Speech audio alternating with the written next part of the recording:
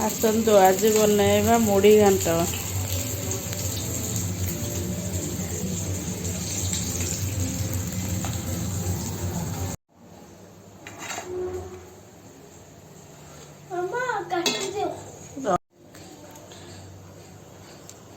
मुढ़ी घांट गोटे pressure cooker नहीं से अल्प पानी दे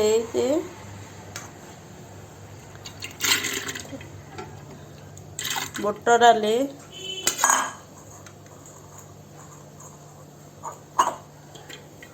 मु दुईटी मीडियम साइज आलू को एमती करी काटी देइछि। गोटे बाईगण नहीं कखारू टिके नहीं बंधा कोबी नहीं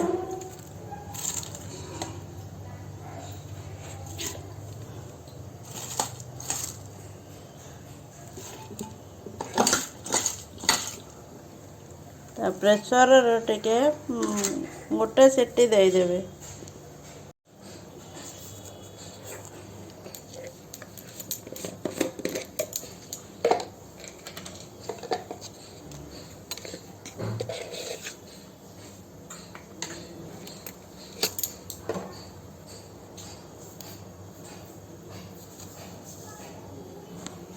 गोटे चामच लुण नहीं अधा चामच हलदी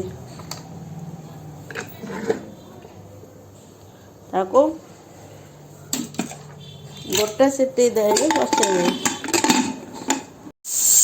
गोटे सीटी आसी गैस बंद करदेवा।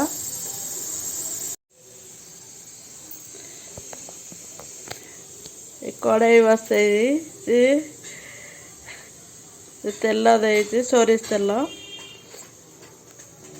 दुईटा मीडियम साइज पियाज काटी दुईटी बिलाती काटी कंचा लंका 3टा गरम मसला गोटा गरम मसला गोटे चामच मेथी पत्र किसी धनिया पत्र काटिकी रखी किसी बटा मसला दुईटी माछ मुंड और 2 पीस माछ रखी। तेल गरम हो आसलानी गोटा मसला पकेवा।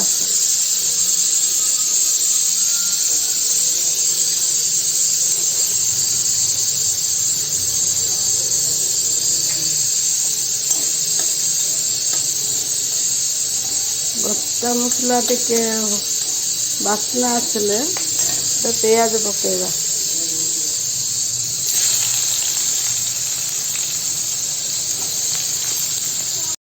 पियाज लाल हो आसलानी एबे कंचा लंका पकेवा।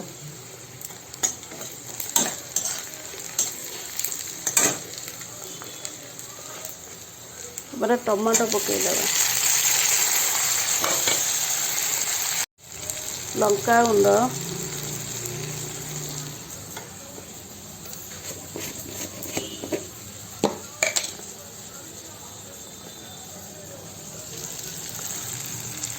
हलदी गुंड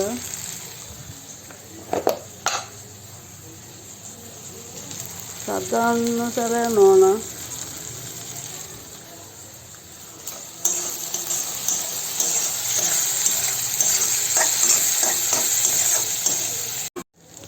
एबे मसला हो आसलानी से सिझा होइथिबा परिबा को पकेइदबा।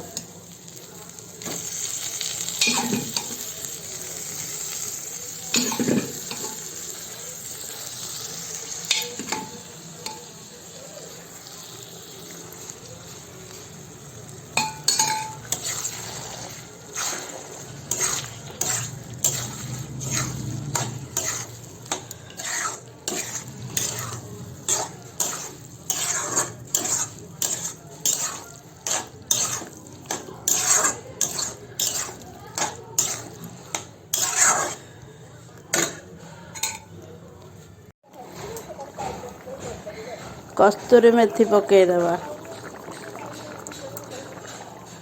हाँ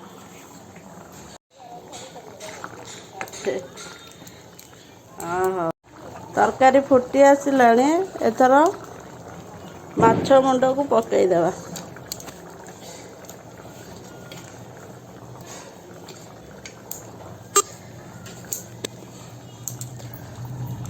ଟିକେ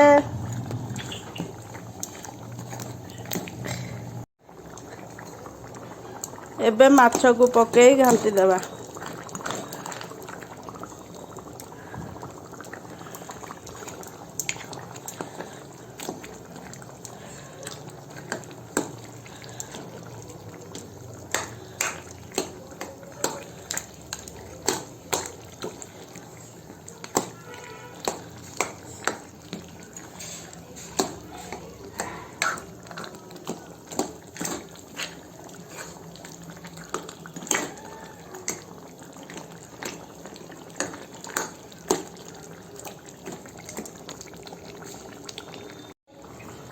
ଏବେ ଫୁଟି ଆସିଲାଣି। ଏବେ ଧନିଆ ପତ୍ର ପକେଇ ଗ୍ୟାସ୍ ଅନ୍ କରିଦେବା। ଧନିଆ ପତ୍ର ପକେଇ ଗ୍ୟାସ୍କୁ ବନ୍ଦ କରିଦେବା।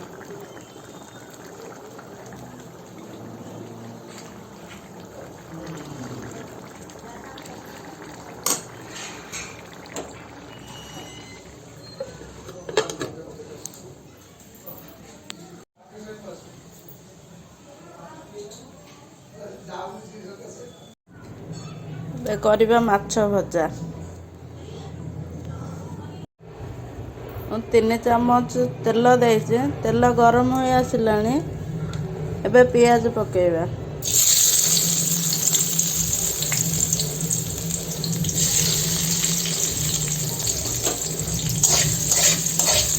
ପିଆଜ ଟିକେ ଭାଜି ହୋଇ ଲାଲ ହୋଇଗଲେ ଟମାଟୋକୁ ପକେଇବା। ପିଆଜ ହୋଇ ଆସିଲାଣି। ଟମାଟୋକୁ ପକେଇଦେବା।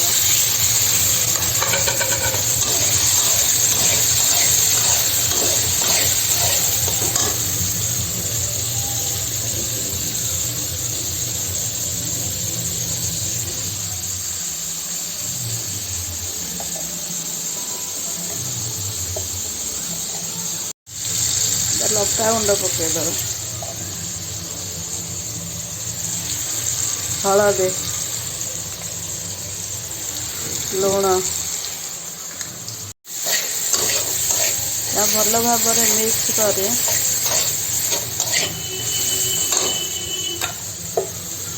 ମସଲାକୁ ପକେଇଦେବା।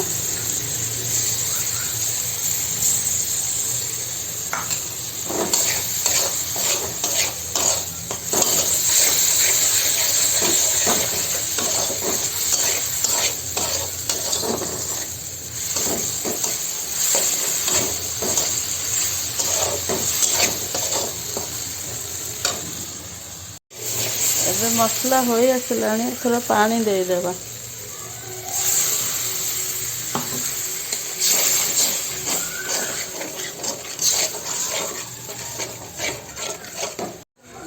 ମସଲା ଫୁଟି ଆସିଲାଣି। ମାଛ ପକେଇବା।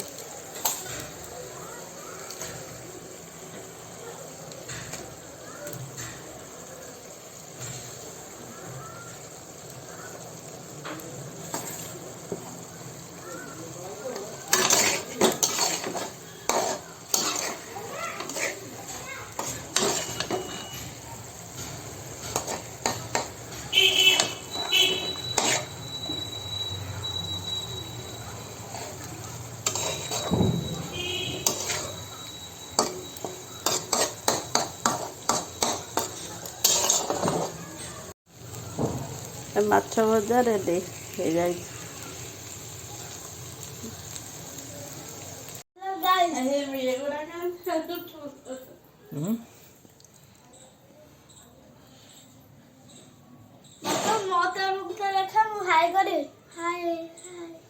Hi guys. Like,